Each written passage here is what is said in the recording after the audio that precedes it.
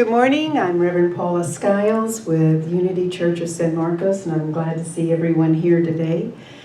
And I'd like to give you a thought about something. There's this young girl. She's about 7 years old, right? And she's been learning gymnastics for the last several years, and each year she learns a little more of this really complex sport, and she absolutely loves it. So at the beginning of a new year of instruction, she went to her dad and asked, "How do you spell the word 'nother'?" He looks at her and he says, "Well, how are you using that word?" And she replied, "I want to write on a poster to put on my wall.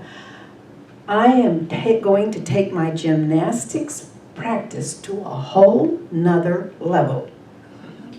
Well, he laughed and said, "Oh, well, in that case, it's N-U-T-H-E-R.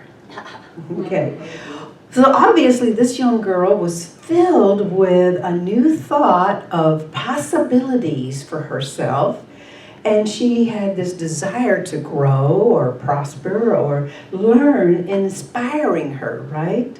Okay. So a new thought is the title to this message, and it's about a new thought on temptation and desire. Okay. So what is temptation? What is temptation to you? The ego's way of seeing things. Ego's way, okay, seeing things, all right. All right, what else? What is temptation?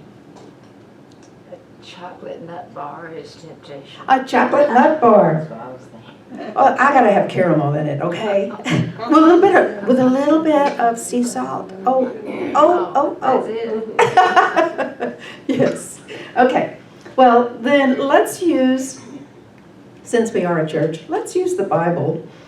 And the words for temptation are nazah, or in the Hebrew, and peirazo in the Greek. Okay? Both words carry a wide range of meaning that can be translated as either temptation or testing. And primarily they denote a trial in which a person has a free choice to be faithful or unfaithful to Spirit, okay? And to reveal a weakness within you or me, okay? Or something that proves our character and shows our faith and signifies that amount of faith that we have in Spirit. And also it can sometimes signify allurement to sin or seduction to sin, okay? The English word temptation comes from the Latin temptare, which means literally to feel, to taste, or to try out.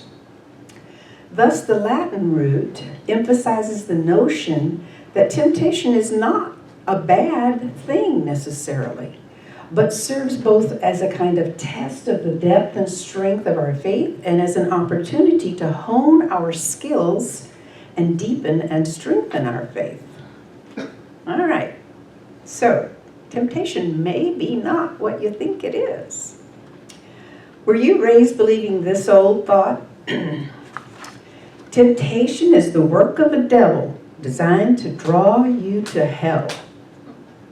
No? Yes? Okay. All right. Well, here in Texas, many of us were raised with that thought. Well, consider this.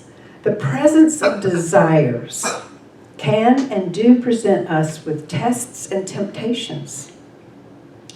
And you and I cannot be tempted to twist our desire if the weakness is not already within us.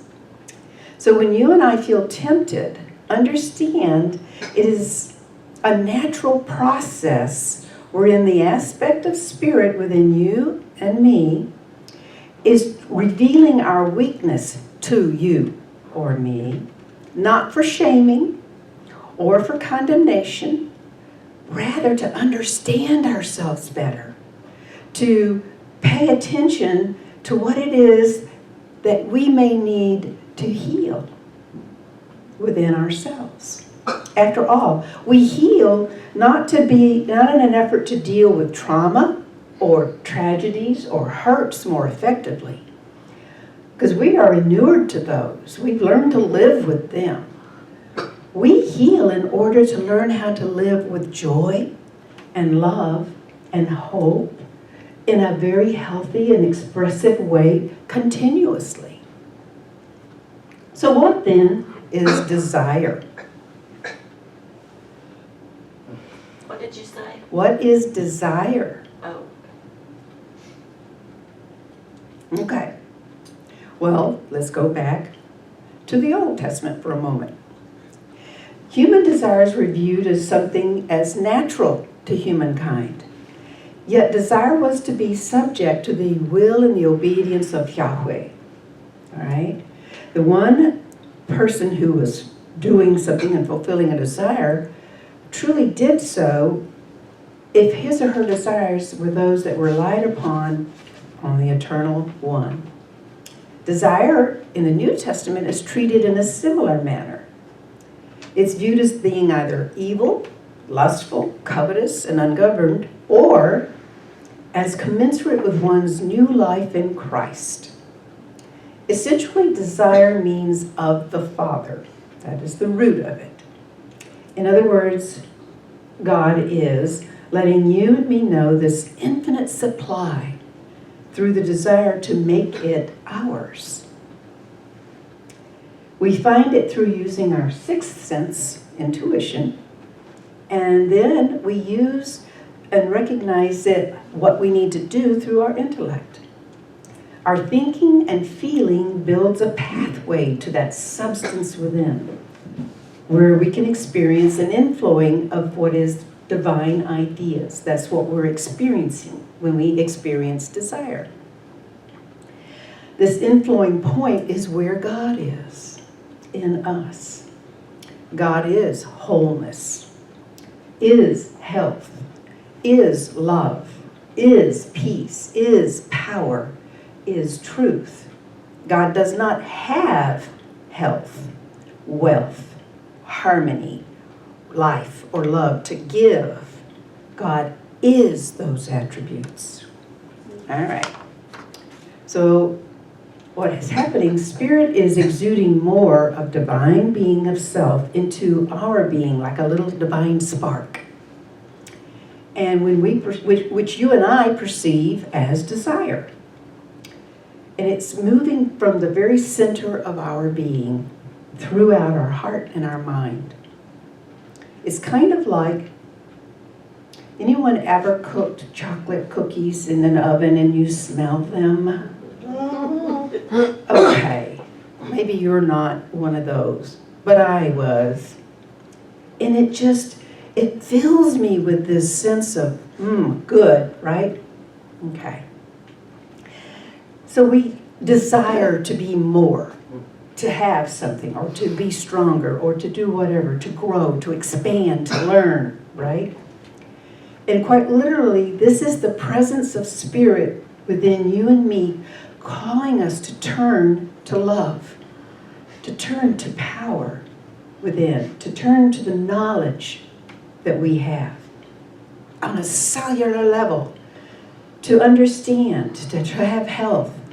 In other words, to turn to God. So desire is the substance of a divine idea. And divine ideas are principles or aspects of divine being.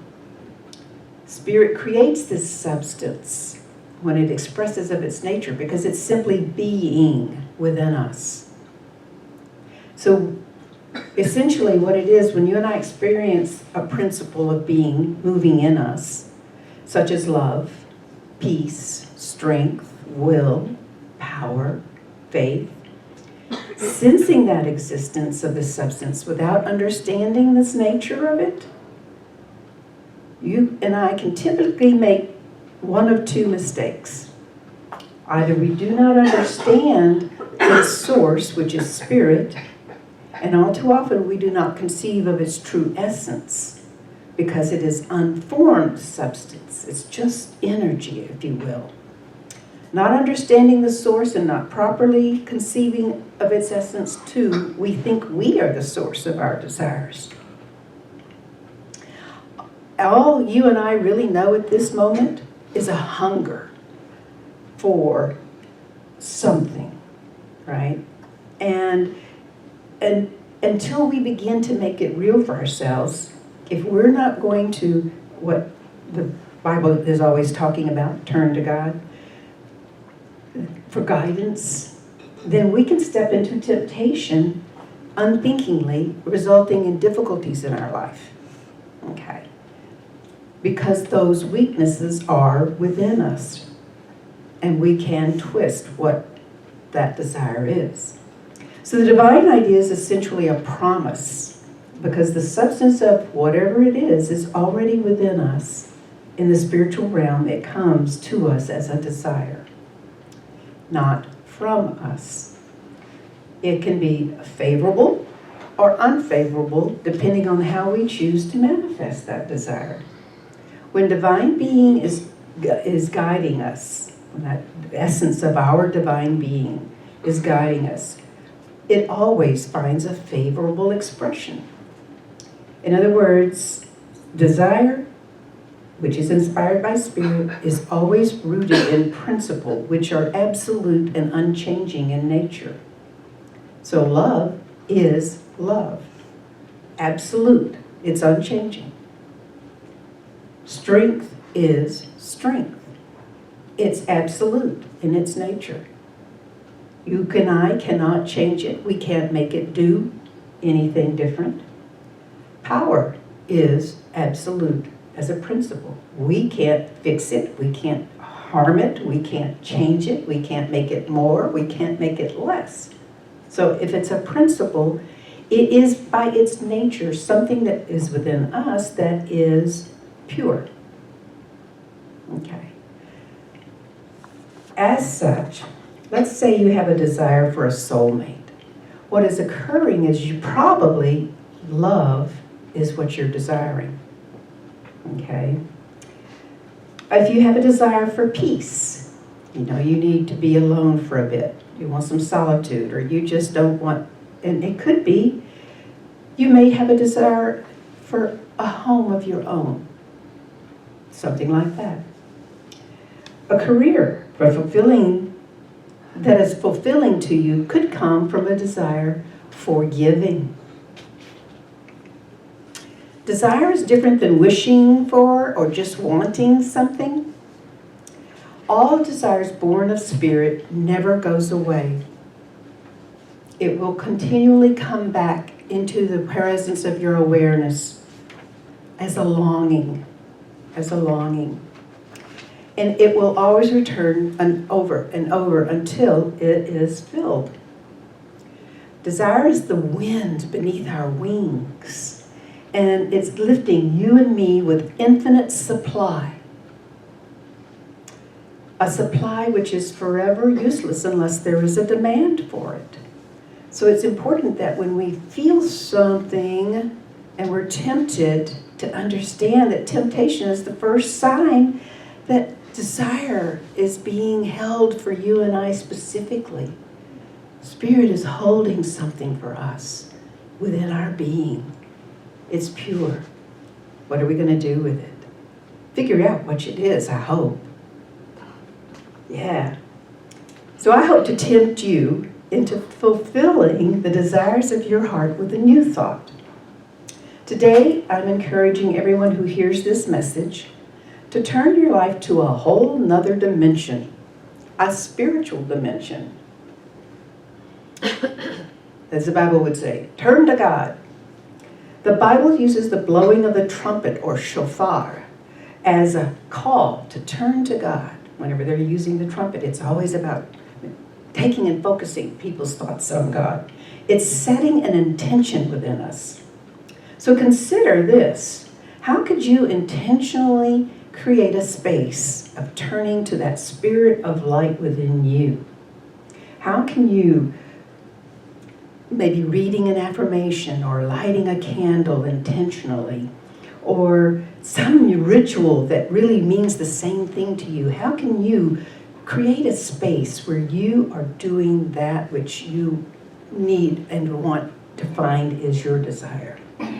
And letting yourself be filled with that presence and waiting, and then waiting. However you and I turn to Spirit, waiting and listening for the guidance that will come. It will come. As to how to apply our faith into bringing it about. Okay? We have been told through Christ, teacher, a master of life, so to speak. This world, this kingdom, is not, my kingdom is not of this world. So you and I have been given the ability to know the world of the invisible for a reality for ourselves. Do you understand when you and I feel tempted that a desire, a power has already been enacted for us? It's already in play. And it's about to become a physical one on some level. Waiting and allowing Spirit to work in us may be a new thought for you, but will in the long run provide a sense of fulfillment, satisfaction, and joy that not waiting will usually be different from. Because it usually means we're taking the scenic route. Anyone ever taken a scenic route? It sometimes offers delays, sometimes creates obstacles, and sometimes it's less satisfaction or enjoyment, right? Yeah, sometimes. But when you and I can remember that Spirit is the power within us, that we acknowledge that that power of the living being is needed in any given situation, is right there. We call that power to expression through our faith, and whatever the situation is, it will and must respond to that power of Spirit. So let me do a reality check with you for a moment, okay? One may ask, what if I desire my neighbor's spouse or their property? Is that desire born of God? Can I see it fulfilled by affirming it in thought? Okay, not even a tiny bit. But why? Not because it's a temptation to do so. No. It's because, here's the truth, you and I do not and cannot by any possibility desire any good that is for someone else.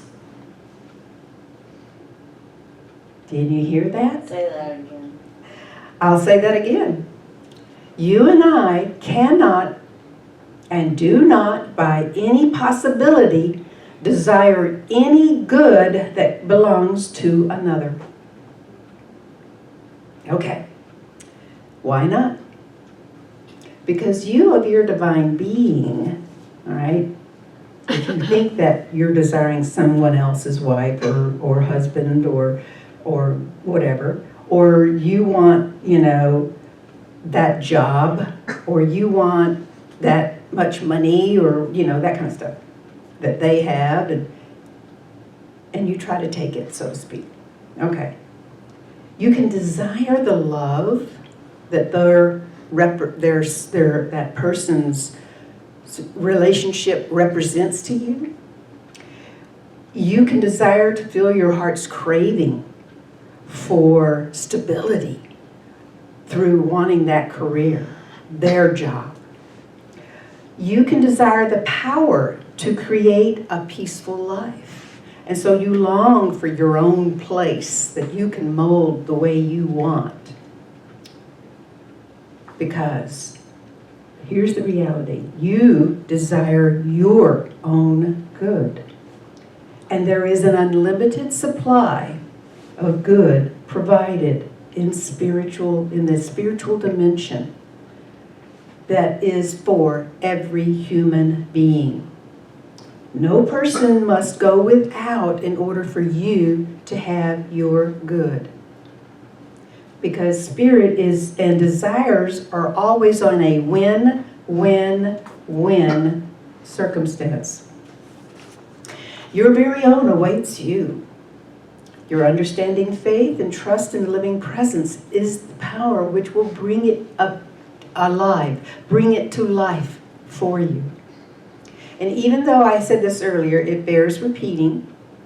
You and I have been given the ability to see the world of the invisible as a reality within our own life. Today, I'm encouraging everyone who hears to take your life to a whole nother level, to take your life to the spiritual dimension. Turn to the living presence and know you're good. Affirm your possession of the good you desire. Have faith in it. Do not be argued off your principle, your basic understanding by anyone, even if you cannot see the sign of a supply, any more than Elisha did when he was praying for rain when there was not even a cloud as big as a fist in the sky. I like this verse, Mark 11:24. All things whatsoever ye pray and ask for, believe that ye have received them, and ye shall receive them. That's a promise. I mean, that is a promise that you can stand on, that you can hold, you can put in your teeth and wow. Take hold with an unwavering faith. Begin and continue to rejoice in thanks spirit. Not that you will have, but that you have, because it is there, the desires of your heart. Never losing sight of the fact that the desire is the thing in itself, in incipiency. If the good were not already yours, the invisible supply and the realm of supply, you could not possibly even desire it. I hope I have tempted you today with a new thought, that you are meant to have the desires of your heart. God bless you, and thank you for being here with us today.